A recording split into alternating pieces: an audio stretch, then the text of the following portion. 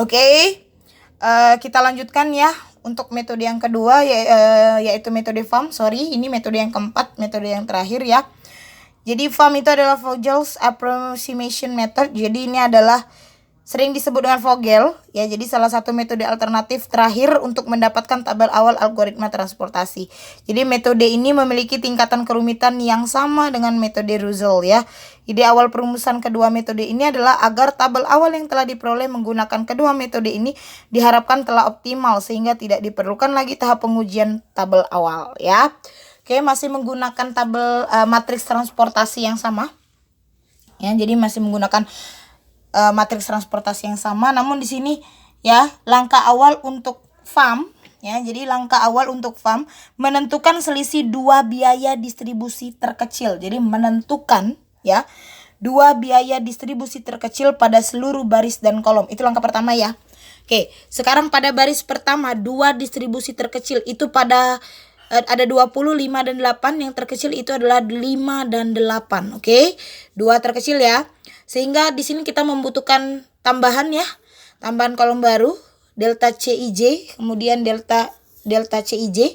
Di sini fokus pada baris, sedangkan yang di bawah fokus pada kolom. Oke, kita ke baris dulu. Baris pertama kita memperoleh dua biaya distribusi terkecil yaitu 5 dan 8. Oke, setelah kalian memperoleh itu ya, memperoleh dua angka tersebut dikurangkan ya. Jadi 8 dikurang 5 itu 3. Oke, kemudian untuk baris kedua, dua biaya distribusi terkecil itu adalah 15 dan 20. Oke, sehingga dikurangkan lagi menjadi 15 dikurang 10. Kemudian untuk baris ketiga, itu biaya distribusi terkecil itu ada pada 10 dan 19. Oke. Nah, kemudian dikurangkan ya, 19 dikurang 10 itu adalah 9 ya. Kemudian kita ke kolom pertama ya, kita ke kolom pertama. Kolom pertama dua biaya distribusi terkecil itu ada pada 20 dan 15 ya. Karena tertinggi 25 dikurangkan juga, jadi 20 dikurang 15 itu 5. Kemudian untuk kolom kedua, dua biaya terkecil itu ada pada 5 dan 10. Kemudian kita kurangkan 10 dikurang 5. Kemudian terakhir ada pada kolom ketiga. Ya, ada pada kolom ketiga itu biaya terkecil ada pada 10 dan 8. Sehingga dikurangkan 10 dikurang 8 sama dengan 2. Nah, kalau sudah mendapatkan seperti itu, langkah selanjutnya adalah menentukan ya. Menentukan nilai terbesar dari selisih dua biaya distribusi CIJ yang terkecil, garis bawah ya. Jadi CIJ yang terkecil. Nah, jadi 359, 255. Yang paling kecil itu adalah 2. Jelas ya? Yang paling kecil itu adalah 2. Oke. Nah, setelah mendapatkan ini, artinya fokusnya di sini ya. Di kolom ketiga ya. Oke, karena 2 ya. Kolom ketiga. Nah, langkah selanjutnya adalah alokasikan ya beban distribusi maksimum di sel yang memiliki CIJ terkecil tadi pada baris atau kolom yang terpilih dari langkah 2 ya. Jadi setelah salah satu pada kolom ketiga yang akan diberikan alokasi pertama, selanjutnya dari ketiga sel yang ada pada kolom ketiga, sel yang memiliki biaya distribusi CIJ terkecil yang akan kita berikan alokasi pertama. Jadi dari tabel 7.29 kita dapatkan nilai CIJ terkecil pada kolom ketiga terdapat pada sel 1, 3. Ya, maka pada sel tersebut diberikan distribusi maksimum. Jadi yang terkecil ya, yang terkecil tadi kan ini fokus pada kolom ketiga. Nah, kita cari yang terkecil. Jadi antara 8, 10 dan 19 jelas yang paling kecil itu adalah 8. Nah, 8 ini langsung kita kasih maksimum. Dia bisa maksimum hanya 600, tidak bisa 700 ya, karena di sini berlebihan. Jadi ditulislah 600.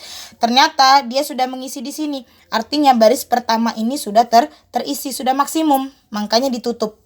Oke, makanya ditutup karena dia sudah maksimum untuk baris pertama. Nah, pada sel 1, 3 tersebut kapasitas sumber yang ada di cepu sebesar 600 tadi, ya. Namun sayangnya permintaan minyak di Kota Bandung masih kurang 100.000 galon. Kenapa? Harusnya 700 kan? Kesini masih kurang. Oke, nah selanjutnya untuk menentukan tempat alokasi kedua, kita ulangi lagi. Kita ulangi lagi sesuai dengan tahapan yang sebelumnya. Ulangi lagi dari tahapan awal sampai ke tahapan ketiga untuk menentukan pendistribusian biayanya lagi. Oke, nah kita pilih lagi, ini sudah tertutup, jangan lagi dilihat karena dia sudah maksimum. Kita lihat lagi, 5, 9, 9, 10, 10. Kita lakukan langkah yang sama lagi ya. Ini kita pilih lagi yang terkecil siapa ya. Lakukan lagi sama seperti tadi sampai nanti pada tabel terakhir ya. Sampai pada tabel terakhir nanti seperti biasa ketika sudah semua terisi, ya ini kan sudah semua terisi ya. Cek dulu, benar nggak 600 ke sini? Oke. Ketika di sini dia 700, klop. Ke sini 500, 400 tambah 100, 500 ya. Kemudian 800, lihat kolom pertama terisi 400, oke. Kemudian di sini 800, 600 tambah 1, 700, jadi klop ya. Ketika dia sudah terisi semua seperti ini, sama seperti sebelumnya, buatlah jalur transportasinya. Panah ini namanya jalur transportasinya ya. Dari awal pengisian kemana, kemudian lanjutkan kemana ya, sehingga diperoleh nanti sel-sel yang mengalami jalur transportasi. Ialah sel yang mengalami jalur transportasi ada pada sel 13, 21, 23 dan 32. Seperti biasa, kalikan dengan bebannya masing-masing ya. Diperoleh nanti dijumlahkan dan dikalikan lagi dengan 100.000 sehingga dapatlah nanti hasilnya 1.980.000 ya. Nah, oke, demikianlah 4 metode untuk mengerjakan metode model transportasi. Jadi dari 4 metode itu sebenarnya kalian bisa menarik kesimpulan ya. Dari keempat metode itu, kira-kira metode mana yang paling enak digunakan dan paling efisiensi ya untuk kita terapkan untuk model transportasi ini. Ini pendapatnya beda-beda ya. Nanti ini sebagai tugas kalian.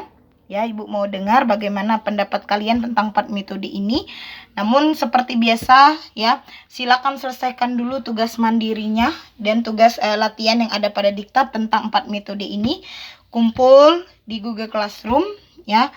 Kemudian kalau tidak ada yang kurang dipahami, silakan tanyakan di grup baik di Google Classroom maupun di WA. Ya, terima kasih Ibu Ari. Wassalamualaikum warahmatullahi wabarakatuh.